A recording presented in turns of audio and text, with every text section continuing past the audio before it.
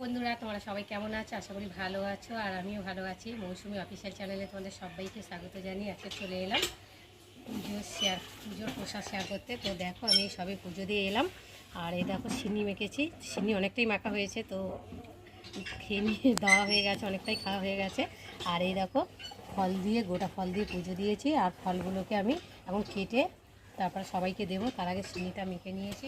তো বন্ধুরা তোমরা কারা কারা এই বড় ঠাকুরের পুজো উপোস করেছো আমাকে কিন্তু অবশ্যই জানিও।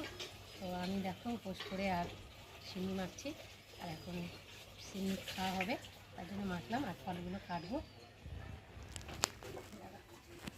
সিন্নিটা মাখা হয়ে গেছে, আর এখন আমি ফলগুলোকে কাটবো। আর গরমের মধ্যে তো ফলগুলো গোটা গোটা দিয়েছি যাতে নষ্ট না হয়, না যা গরম পড়ছে তো ভেঙে গিয়ে নষ্ট হয়ে যাবে, আর কখন পুজো হবে না হবে, তো তার জন্য আমি কাটিনি। আর এখন দেখো বুঝতে পারছি আমটা কত বড়। এখন আমটা আমি কাটবো, আর পুজোটা হয়েছে তো এত তাড়াতাড়ি হবে বুঝতে পারিনি। তবে ফল মানে ধুয়ে ধাইয়ে নিয়ে আর টান করে রেডি হচ্ছি, আর এদিকে দেখি ঘন্টা বাজছে, পুজোর ঠাকুরমশাই বসে গেছে। ওই জন্যে আর কাটার সময় পাইনি, তাড়াতাড়ি করে চলে যাচ্ছি গিয়ে আর এটা দিয়ে দিচ্ছি দিয়ে, আর এখন এই যে আমগুলো কেটে রেডি করছি। এটা খুব সুন্দর হবে দেখো।